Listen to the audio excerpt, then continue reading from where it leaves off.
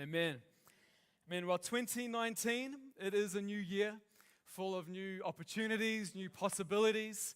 And, with every new year, thousands of people, millions of people enter into a new year with great hopes, great aspirations. Like maybe this is my year.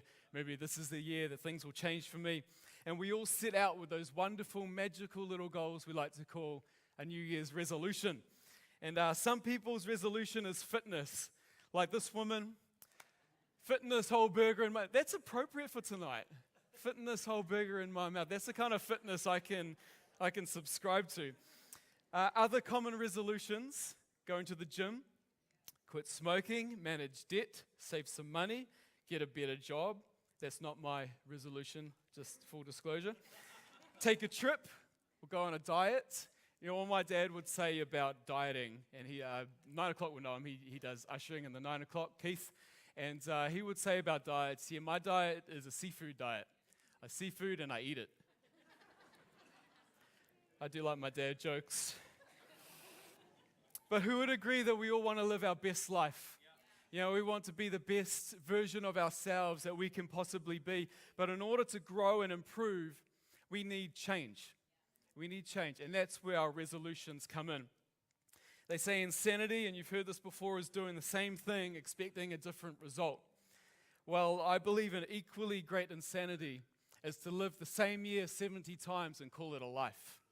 And I don't know about you, but I want to make sure that this year is different. I want to make sure that I'm growing. I don't want to repeat the same mistakes. I don't want to be the same person that I was before. I want to be improving, progressing, getting to know God more, and pursuing the best calling that He has got on my life. And I want that for me. I want it to be the best year that it can be.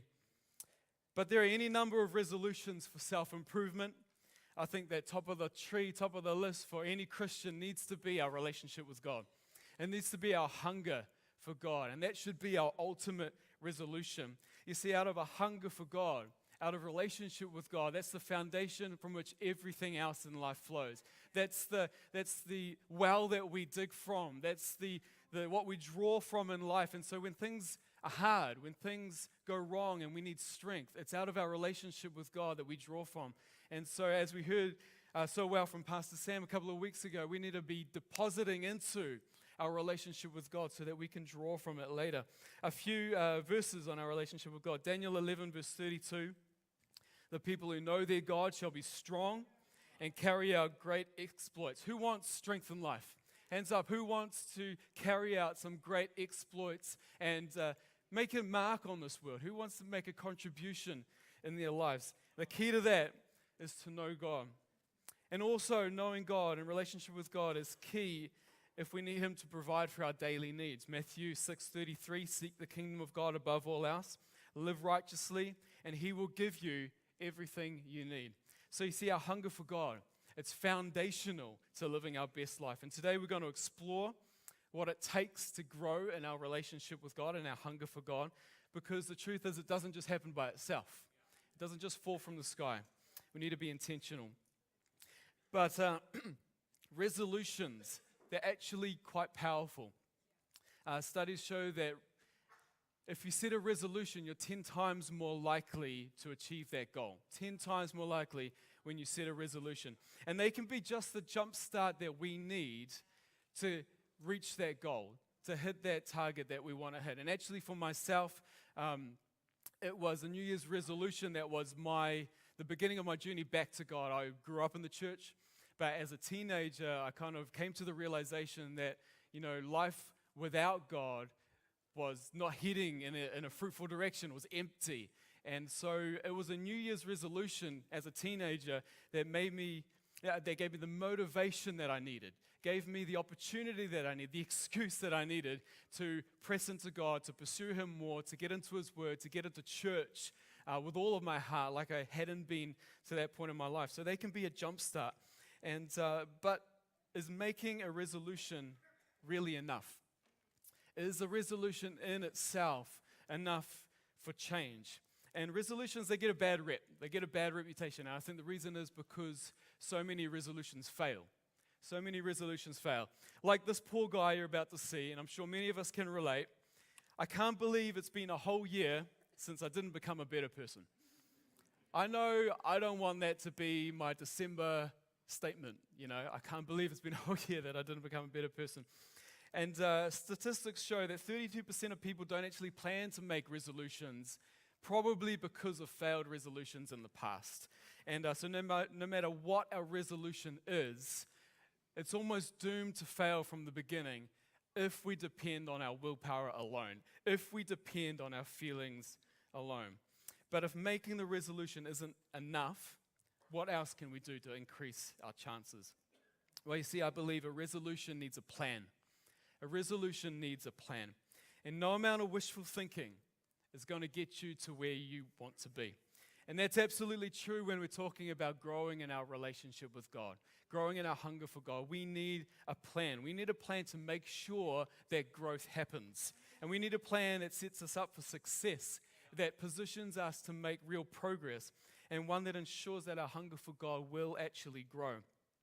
Now, I like to call this plan a spiritual diet plan. Spiritual diet plan. So ask the person next to you, how's your spiritual diet? How's your spiritual diet? Are you healthy? Are you feeding yourself the right stuff in your spiritual diet? Because we need to plan our spiritual diet so that we satisfy our life with the right stuff. Because if we don't plan our spiritual diet, we're going to satisfy our life with the things that are junk food, with the things that are easy access, and we're going to get distracted because so often we look to satisfy our lives with the wrong things, whether it's comfort or entertainment or it's money or career or job. Those things, they don't satisfy us if they're apart from our relationship with God. And physical food is a classic example. So often we hit a mealtime, and unless we plan something healthy, we go to the pantry and there's the chips and biscuits and the junk food. That easy access stuff is not good for us. Or like you get to the end of a day, that last hour of work comes and you're hungry, you jump in the car, go home, and the first thing you see driving down the road are the Golden Arches. It's the Burger King, and you think, a $3 cheeseburger is not going to really hurt that bad. And you just whip in there, and it tastes good for a moment, and satisfies you a little bit, but really it's not healthy for you, not for your body and not for your wallet. And it's the easy access stuff, but it's not the stuff that's good for you. For me, if I haven't planned a good lunch, what's downstairs from the church office is a bakery. Bakery pies, the donuts, it's all good for a moment. Camping recently, we, unless we plan a good meal, the chips and the biscuits are in the chili bin, or like you go out for a day's outing, and unless you pack a lunch that's semi-decent, you end up popping into a cafe and spending way too much money, or takeaways and eating way bad food. And so we have to be intentional. We have to plan, and we can't depend on our feelings or circumstances to make sure we're spiritually feeding ourselves. Here's a couple of verses on planning. Proverbs 14:22. If you plan to do evil, you will be lost. If you plan to do good, you'll receive unfailing love and faithfulness. Good doesn't come naturally. It doesn't come automatically. We need to be intentional to plan to do good and make sure we do it. Isaiah 32 verse 8 says, generous people plan to do what is generous, and they stand firm in their generosity. A plan helps us to stand firm, to be solid in our goals, to not give up when it gets hard. A plan means that we're not being led by our feelings and our emotions, but we've got some steps to follow and we can be disciplined. Proverbs 21 verse 5 says, good planning and hard work lead to prosperity. And I'm sure we all want our spiritual lives to prosper. I'm sure we all want prosperity in our lives. Well, good planning and hard work is how you're going to get there. Hard work. Lamentations 3 verse 40. Instead, let us test and examine our ways. Let us turn back to the Lord. Don't just float through life letting it happen to you. Don't just go through the motions and hope you're going to make some progress and hope for the best. Examine your ways. Assess yourself. How does my behavior, how is it going to play out? And what's it going to look like down the track if I continue with this? And so we need to examine our ways and make a plan. So tell someone next to you, examine your ways. Make a plan. And today we're going to make that plan. We're going to make that plan. We're going to be very practical today. So grab out your piece of paper, grab out your notebook or your phone, turn off Facebook for a moment and open up that notes app. And we're going to follow this simple template. So I want you to write at the top the month. See, typically I do January, but we're nearly finished January. So let's have a little 6 weeks. We'll ease into this, January, February. And just write the numbers 1 through to 4. And we're going to fill in the blanks as we go. So what does our diet plan need to look like? Well, number one, I believe that our spiritual diet, it needs to be a priority. It needs to be a priority in our lives. So making a plan is like saying, I believe this thing is important and I'm going to make sure it gets done. It's a priority to me. I'm going to make sure it doesn't fall off the table, doesn't get forgotten about, doesn't get squeezed out by other things. I'm going to make sure this gets done because it's important, because I value it. Our relationship with God needs to be that thing that we so value and prioritize so that it doesn't fall off the table. We need to make sure it gets done. And giving something room in our lives, obviously that means other things need to push out of the way. We need to make the space. We need to drop off some things so that we can squeeze in our priorities. We need to give it room. And so making our spiritual diet a priority involves surrender.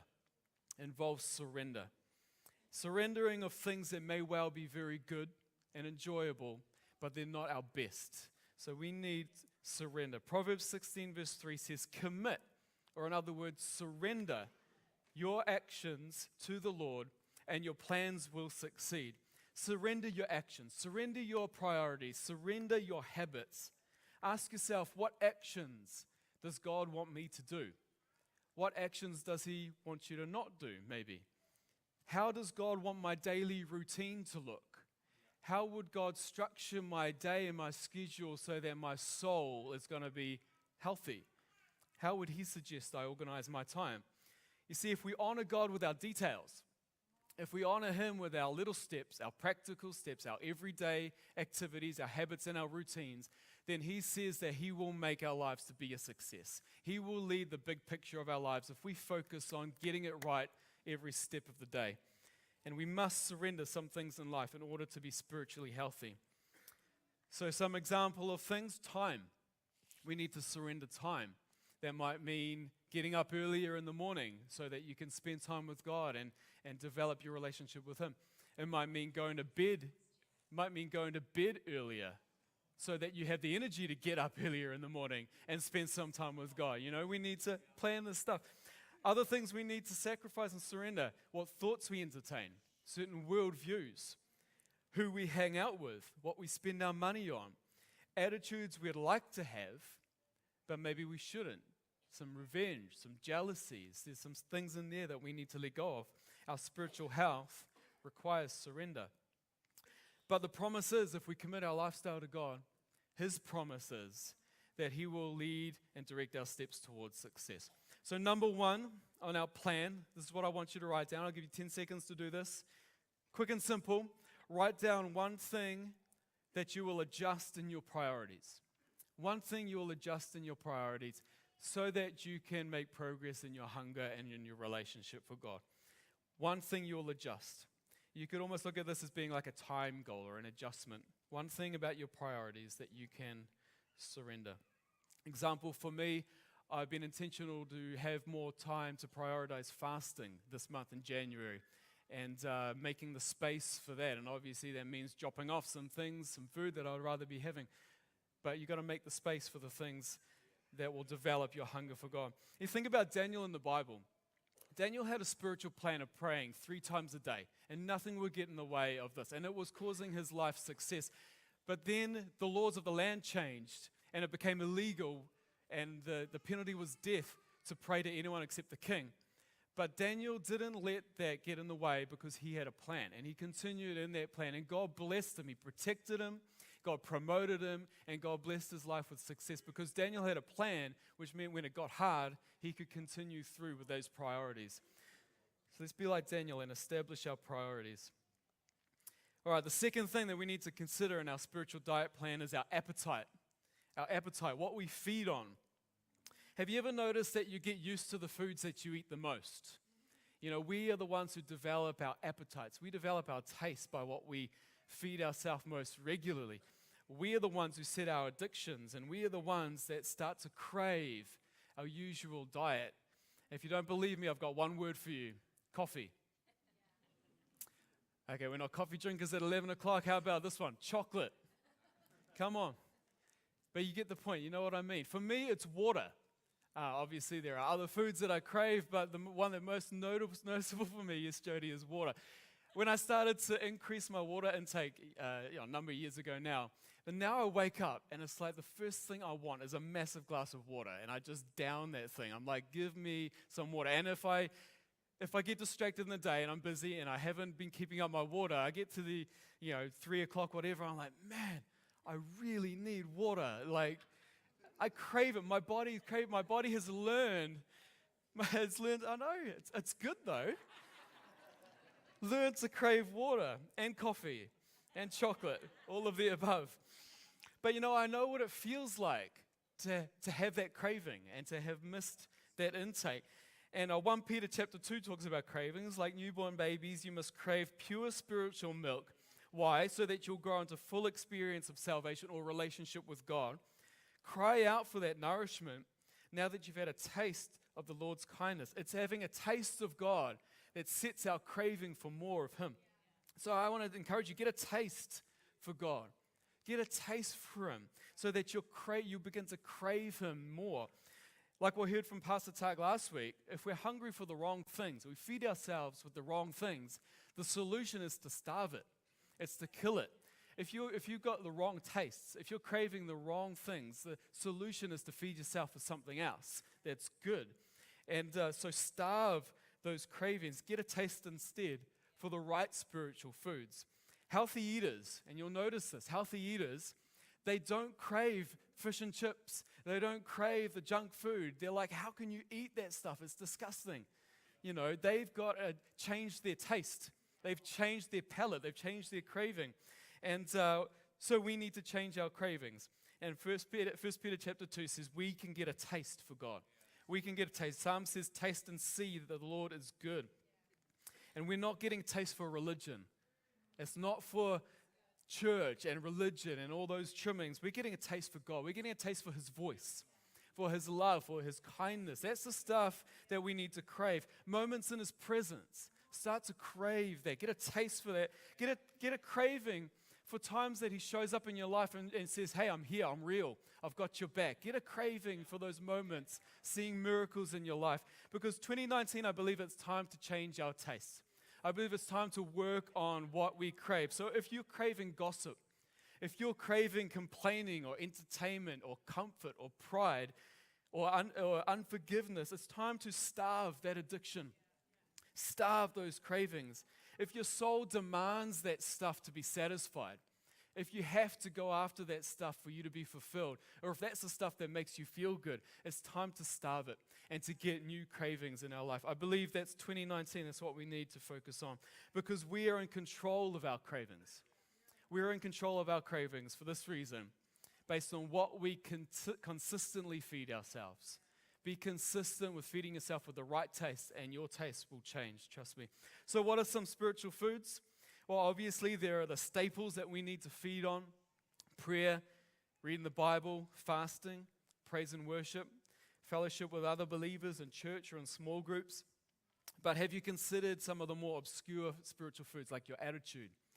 Your attitude feeds you. What you allow to remain in your heart, the environment that you set in your heart, it feeds your soul for good or for bad.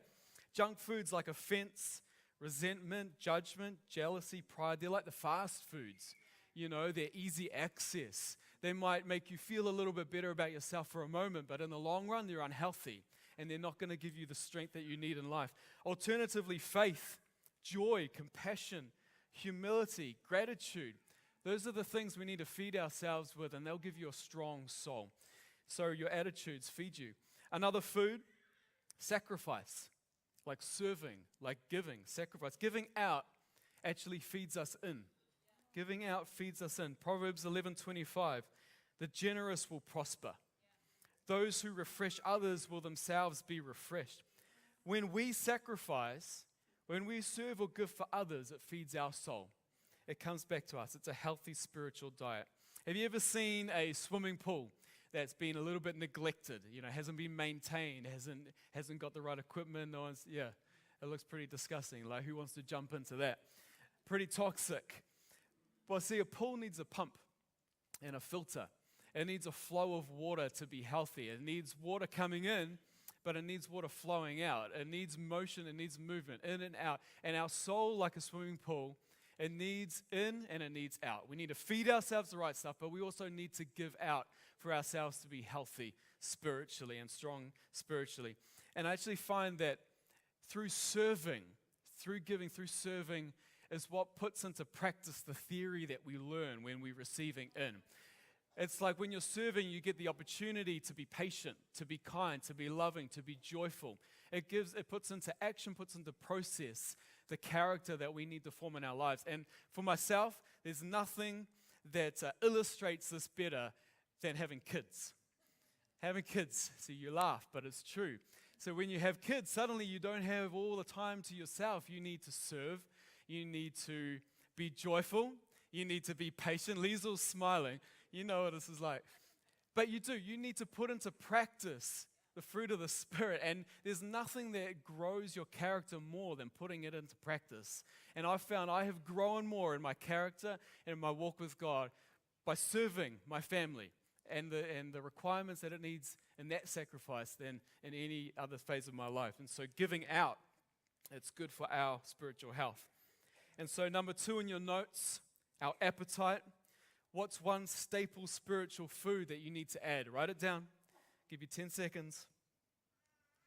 What's one spiritual food that you're going to add this month or increase this month? Or maybe there's one thing that you need to stop doing. A bad food you need to remove from your diet. What's an adjustment to your appetite? What's a craving that you need to shift this year? Is it comfort? Is it entertainment? Is it an attitude thing? Just write down one achievable, simple thing that you can focus on for 1 month. For me, I've been trying to increase prayer in my life through the day. And, not just having prayer time, but prayer as I go. And so I've been trying to take some breaks from the desk and go for a walk or something and just pray. And trying to have moments through my day where I am mindful to pray for my task and pray for my day. Increasing prayer. Because, the junk food comes easy, right? The junk food comes easy. But getting a taste and an appetite for the healthy food takes a little more intentional effort. So write that down. All right, the next thing to consider in our diet plan is to be realistic. Be realistic. Little by little, we're going to grow. And Sam covered this so well a couple of weeks ago. If you missed his message, if you're on holiday, catch it on YouTube. All about the investments that we can make into our spiritual life. And you'll remember this from Rachel Hunter. It won't happen overnight, but it will happen. And that's what it's like with our spiritual health, our spiritual diet. A good spiritual diet will show its benefit over time. Watch the pennies, and the dollars will take care of themselves. Focus on the days, and the years will work out. Little by little investments. Ed Cohen is a widely regarded throughout the powerlifting world as the greatest powerlifter of all time. Cohen has set over 71 world records in powerlifting. And this is what he says.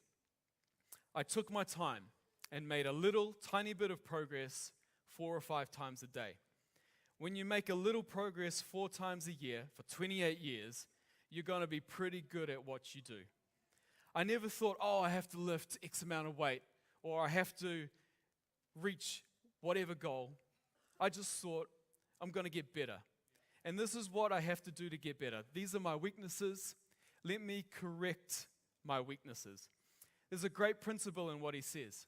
Have an ambition to get better and identify what it takes. What is one weakness? And how are you going to correct it? Focus on progress, improvement, little by little. Make those gains. And over time, I believe that we can be power lifters in our spirit. We can be power lifters if we make those little gains and investments. Start small. Start small and get some wins. Start with something easy and let the motivation of achieving something, let that momentum fuel you to keep going. One win after another win will build upon itself with greater momentum. And so start with something achievable that you can knock off, that you can make an improvement in, and begin to see the inspiration that that gives you to keep on going. So what's that one next step for you? All right, you find that Christianity is just simply a series of next steps. What's next, God? What are you teaching me next? What's next in my character to adjust? What's that next thing you want me to do? What's that next act of kindness? Focus on the next steps, because Christianity is not really a destination.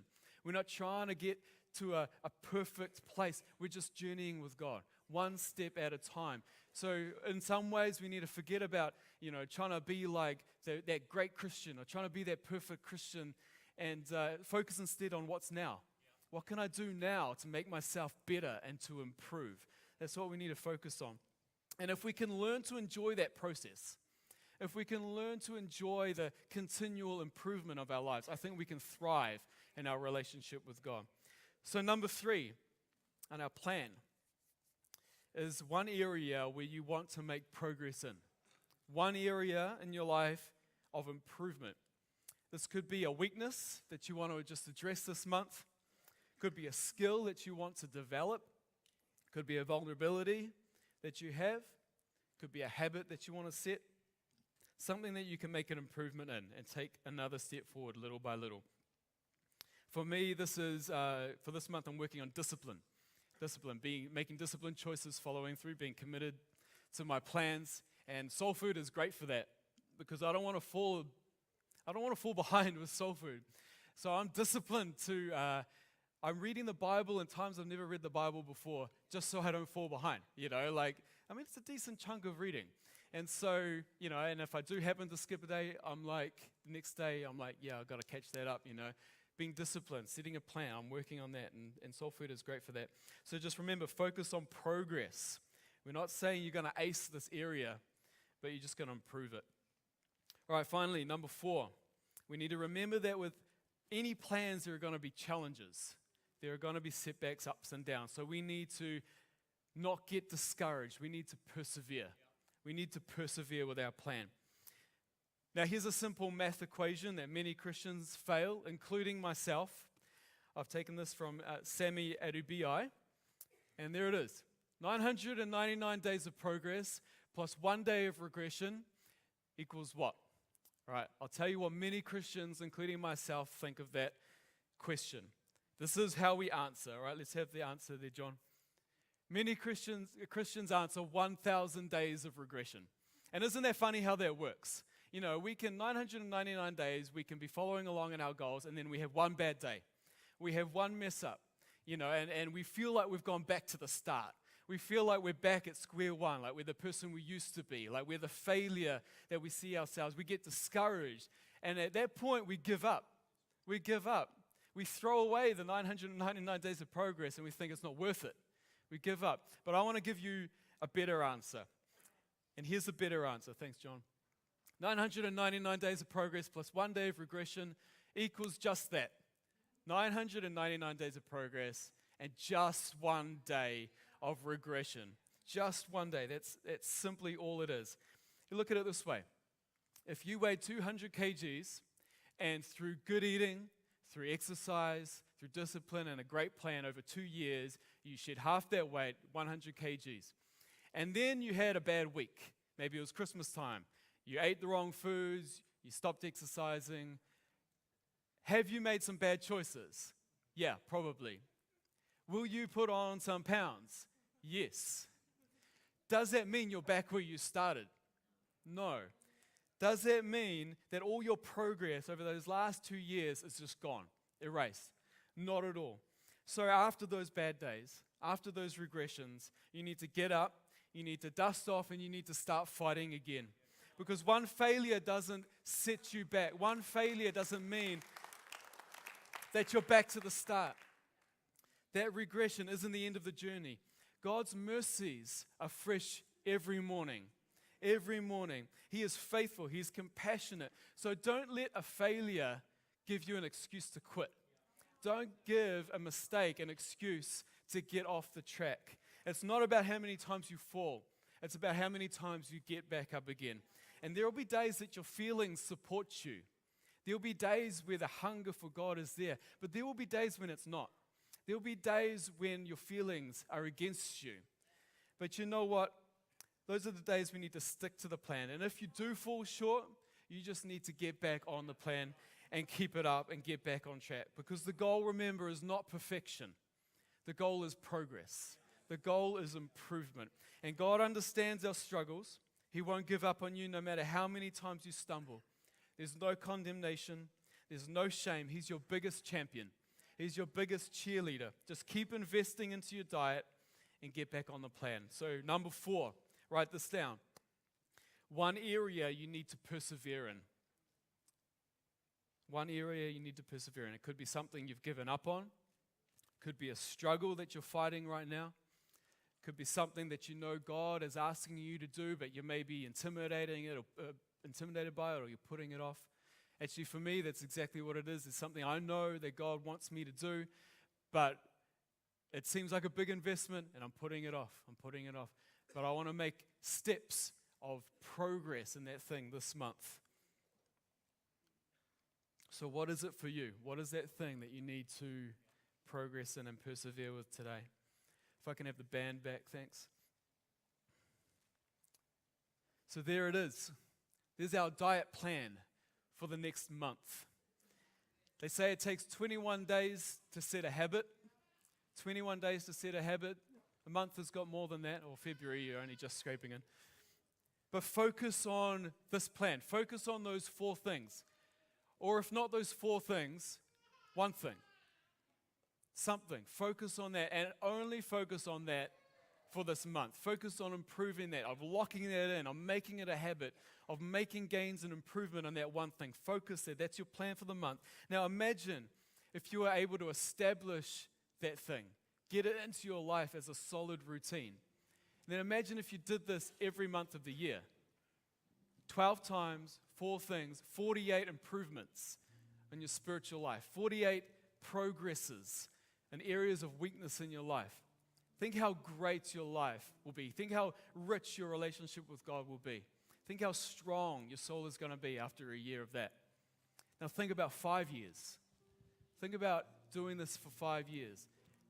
How much progress we can make by breaking it down to just focusing on 1 or 2 little action steps.